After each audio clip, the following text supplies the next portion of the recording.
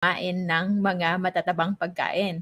But we realize now na hindi pala yan ang buong katotohanan. Not all fats are created equal. Iba-iba sila. Hindi lahat dangerous. However, hindi rin lahat safe.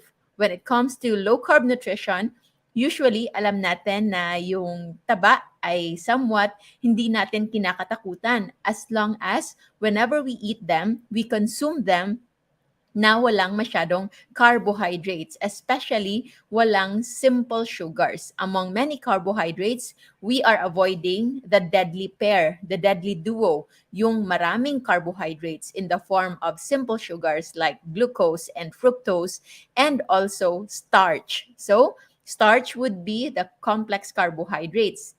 Kasama dito yung kanin, yung mais, yung tinapay, those are all starch. Whereas, when it comes naman sa taba, usually, anong kinakatakutan natin? Lechon, baka, and many other oils. We are afraid of that. But now, when it comes to low-carb nutrition, we already realize na yung pagkain pala ng mga matatabang pagkain, as long as they are natural, healthy fats, are actually very good for us. In fact, meron ngang studies na nakita among Koreans na yung mga taong nagkumakain ng very low fat and also low protein diet ay pwedeng magkaroon ng iba't ibang inflammation sa katawan, and it can manifest in many forms and ways. Sa population na ito na nag-study sila, nakita nila nagkakaroon ng hearing problems, hearing discomfort, and our ears are very sensitive to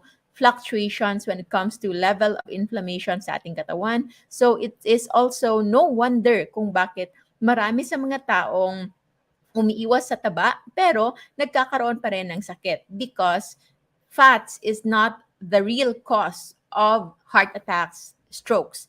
It is the presence of those fats pero accompanying, meron munang nagsimula, and that primary trigger is inflammation. And inflammation can come from many forms, but when it comes to nutrition, the usual diet, the standard diet na nakasanayan ng karamihan all over the world, this is across the world is actually very, very high in carbohydrates. Sa Pilipinas, marami yung kanin. Sa Amerika, marami yung mashed potato. In other parts of the country, marami din yung mga pasta or mga breads. So, magkakaiba yung forms ng carbohydrates, but we are, as modern humans, consuming too much carbohydrates na we see now could be one of the root causes na merong insulin resistance, metabolic syndrome, and the more deadly na mga lifestyle diseases tulad ng heart attack, kidney problems, secondary to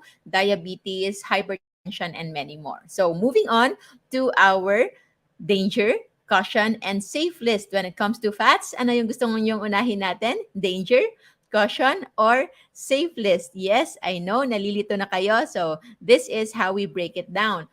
The danger list would be the seed oils. Seed oils, which would be sunflower oil, rapeseed oil, rice bran oil, corn oil, at kung ano-ano pa. Because if you can imagine, yung mga seeds na yon are actually very, very dry. Kapag nga kinagat mo ito, is halos parang bato lang siya. However, when you see na it can extract oil na ginagamit natin as cooking oil. Hindi ba kayo nagwa-wonder kung paano yan nagawa, kung paano yan na-extract? That is extracted through multiple layers of chemical and heat processing. Kailangan nila mag-undergo ng iba't ibang klase ng processing just so we can extract that oil. One of the most popular oil na considered as healthy oil but we now are afraid to consume would be canola oil. Canola oil is short for Canada oil. It was first discovered as part of oil na ginagamit sa mga makinarya for machine use, for industrial use. However, nahanapan nila ng paraan where it can be processed na mawawala yung amoy. So it becomes odorless, it becomes colorless, and also hindi ito natutulog kapag nalalamigan because merong erroneous, merong mali sa na-realize nila before. Akala nila na yung mga oil na natutulog kapag ito ay na-expose sa cold temperature ay yun yung nakakabara sa ating puso. But now, recent studies already are debunking that myth dahil hindi yan tama. The American Heart Association now, hindi na sila naglalagay ng limit when it comes to cholesterol and even saturated fats because those are not the only basis. Hindi lang yun yung basihan na kapag ang isang oil ay natutulog, ay eto ay nakakasama na sa ating katawan. No, because those cholesterol is actually also natural in our body, natural in our system. But they become problematic. Ito ay nagkakaroon at nagkukos ng problema at pagbara sa ating puso if there is injury, merong micro-injury through inflammation na meron na sa bed nito. And that would be related to reactive oxygen species, yung mga oxidants, oxidative stress sa ating katawan from stress, from wrong food intake, from processed foods, and yung nakita sa mga bagong studies ngayon, the seed oils which are not natural oil. Ito yung category natin na tinatawag nating factory-made oils. They are not natural. Ginawa sila sa factory because by nature, hindi ka talaga makakahanap ng sunflower oil. Kung ikaw lang mag-isa, mano-mano, sobrang hirap gumawa ng seed oils na mga ito. So imagine rice, corn, which are very dry, then you can extract oil from that. And yung nangyayari kasi kapag in-intake natin yung mga factory-made oils na ito, these are still being taken up by our cells. However, nako-confuse yung cells natin. Akala nila these are good oils kasi nga pareho yung itsura. Just like when we buy certain products na mga materyales, say for example sa paggawa ng ating bahay, superficially, kapag titingnan mo yung hollow blocks na ito, compared mo sa isang mas murang hollow blocks na ito, halos magkapareho yung bigat, magkapareho yung itsura, pero the moment pala na ilalagay na ninyo ito sa inyong foundation, sa inyong bahay, makikita ninyo na isang low level of earthquake lang, ay baka mag-collapse na agad yung inyong bahay. That is the same thing when it comes to our body. These poorly processed and these poor quality oils will also be embedded sa ating cells. Yung cell kasi natin is made up of lipid bilayer, so double layer of lipid. So kapag merong mga kakaunting mga nangangailangan ng repair dyan, so kukuha yan yung ating cells ng cholesterol and oil from our body para gawin ito for repair. However, kung ang materyales na available are poor quality coming from these factory-made, not natural oils, yun yung gagamitin ng ating cells to repair itself. And kakaunting stress lang, kakaunting init lang, kakaunting changes lang sa ating katawan, sa ating environment, it will already burst. So pwede na siyang pumutok, pwede na siyang ma-damage, and that is the basis of inflammation. So when there is damage, and then itatry i-repair ng ating katawan, and then another damage, and then another repair, that can cause scarring and build up. Para siyang magkakaroon ng scars, para magkakaroon ng keloid sa loob ng ating cells, specifically, for example, sa loob ng ating blood vessels, and that is where the plaques are building up. And that is when there is now risk na kapag yung keloid na yon, yung parang plaque na yon, ay matanggal, that can cause blockade. Kapag ito ay maging palutang-lutang sa loob ng ating blood vessels, it can block certain parts ng ating katawan which have small blood vessels and are prone to blockade. So kapag nagbarayan sa ating puso, that is already heart attack. Kapag nagbarayan sa ating utak, that is already stroke. Kapag nagbarayan sa ating tiyan o sa ating kidneys, that can already cause ischemia or pagkawala ng blood flow, and that can cause death on that certain part of our organ. So try to avoid seed oils. And yung last part dito, it looks like butter, it looks like margarine, but this is specifically margarine because margarine, if you look at the composition, ito ay made up of mostly seed oils din. So when it comes to seed oils, cooking oil, I know marami yung common na nagtatanong, how about palm oil?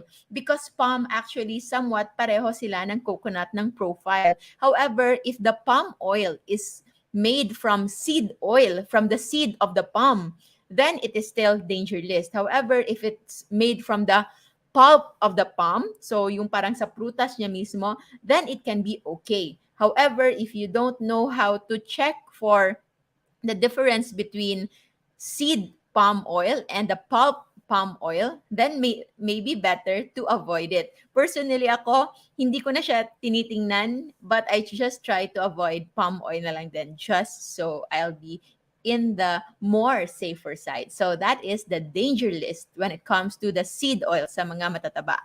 Now let's go on caution list. So ano yung caution list? We have the symbol here, peanuts. So it goes the same way with other nuts. Although peanut is not really a nut, but is a legumes. But when it comes to nuts, although they are natural, at merong mga nuts talaga na have high omega-3, but generally, nuts also contain a lot of omega-6. So they can be okay. But remember, omega-6 is something na gusto nating i-control because omega-6, we only need a little. It is essential. Kailangan natin siya. Hindi pwedeng zero omega-6 sa ating intake. But omega-6 is only needed in a very minimal amount, just about 15 grams. So that 15 grams, we can easily take that even without thinking. Even just by eating the fats in the safe list, we can already achieve that 15 grams of omega-6. At yung kailangan natin is kontrolin ito. So nut oils, even if they are natural, but they can be inflammatory because it is easily being overeaten. So kapag pumapapak tayo ng mani, ng nuts, even if it's low-carb nuts like almonds, macadamia, or what else do you have? Pecan nuts, and ano pa ba yung paborito natin? Brazil nuts. Even those are good oil and good nuts. However, they are low-carb, but they can be overeaten. Pwede tayong mag-overconsume nito. So, you also try to lower that down. And this one, parati itong tinatanong, the grain-fed. Chicken, pork, eggs, and other meats that are grain-fed should also be in caution list because when it is already grain-fed, so it is very fattening. Mabilis na pagtaba ng mga meat na ito. So chicken, poultry, eggs, and pork, and even to some extent, beef na grain-fed should still be taken with caution dahil the composition of these fats are already also higher in omega-6. So chicken skin is a natural fat, but it can be high in omega-6. And the same way, our beloved chicharon is also good, but it can be high in omega-6, especially if hindi kayo yung gumawa ng chicharon at yung inyong ginamit na oil ay nasa danger list na seed oils. And also processed cheese and dairy products. Kapag ito ay hindi natural kind of cheese and dairies, especially for those who are sensitive with the effect of milk products, of lactose, then you might want to lower it down. And lastly, ano na lang yung i-consume natin na fats? If fats are mostly dangerous and in caution, we can also enjoy good fats. We have a long list of safe list when it comes to good fats. So fish, seafood are all good fats. Never mind na lang the rice in this sushi kasi walang ibang symbol na showing salmon, but salmon and tuna. But for us sa Pilipinas, there is one fish na very high also in omega-3. Alam niyo ba kung ano 'yon? Yun yung isa sa paborito natin. Bangus, 'di ba? Mataba yung bangus. So, especially if the bangus is not really the farm bangus, the wild caught bangus, if meron pang ganon, no? But we are being idealistic here. So, bangus would be having a lot of omega-3 as well. If you compare wild caught, just like in salmon, wild caught salmon and the farm-raised salmon, mas mataas yung omega-3 component ng wild caught. So it's the same way when it comes to bangus and sardines and most of the fatty fishes, if they are wild caught, yung hindi na sa farm, mas mataas yung kanilang omega-3 component. But it doesn't mean na yung farm-raised ay mababa na sa omega-3 component. Mas mababa lang compared sa wild caught, but it's still a good source of omega-3, which is an essential fats na kailangan natin paramihin. Organic eggs, wala lang tayong symbol of brown eggs, but if it's organic eggs, it is also showing better profile when it comes to the quality of oils na nandyan. Avocado, so far, lahat ng avocado is organic pa naman, and also coconut, especially if it's cold pressed coconut. But even if it's not cold pressed coconut, kahit pa ito ay already somewhat processed kind of coconut, cleared coconut for cooking na wala ng amoy, somewhat it is still safe because yung heat index ng coconut is actually very high na when it comes to studies na ginawa nila Sir Marco Reyes, our low-carb chemical engineer, our low-carb con speaker also from last year, sa kanilang studies, up to 5 times pala pwedeng gamitin, pwedeng i-reuse yung coconut oil. Given, of course, na nalinis nyo ito ng mabuti. And also, one of the safest and most nutritious kind of food would be the grass-fed meat. And the safest would be the grass-fed beef. If you are sure na organic, grass-fed yung baboy at saka yung manok na kinakain ninyo, that can be under our safe list. So, yung mga Bisaya na manok and then the local, wild na, ano yon? Ano ngayon sa Pilipinas, yung mga wild boar, wild na mga porks, those are actually very, very healthy.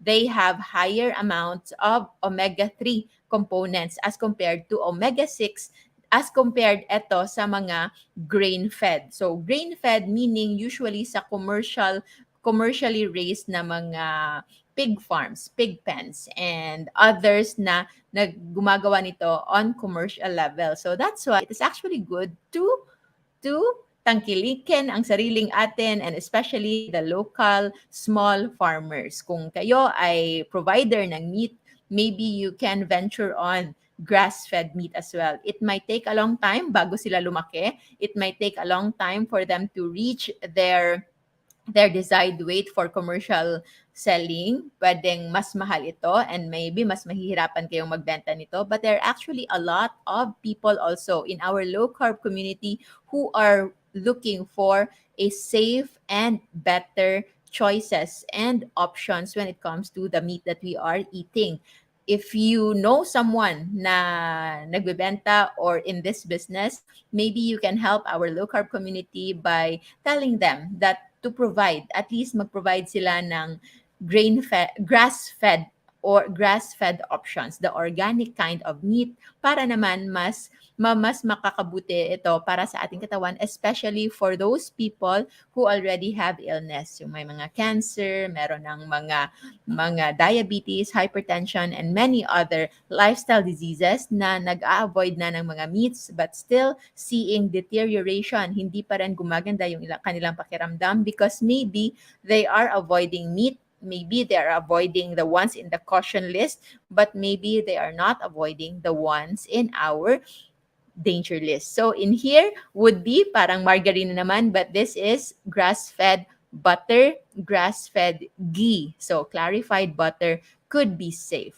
Okay? So yan yung ating safe, caution, and danger list. And of course, for those na meron ng mataas na triglycerides, mataas na cholesterol in their laboratories, yes, it is still safe for this to be eaten.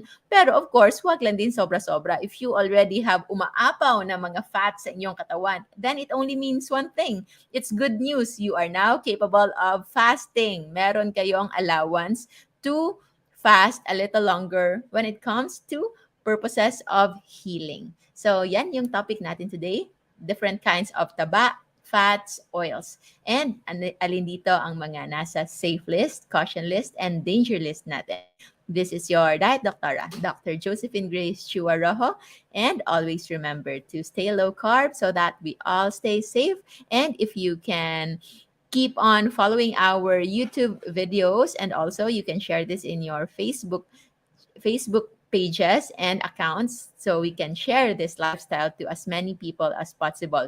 Hindi nyo lang alam kung sino ang pwede ninyong matulungan. And of course, for those who wish to have guidance, meron tayong ongoing masterclass. If you wish to know more, just message our admin. So, maraming salamat po. Stay low carb, stay safe. Bye-bye.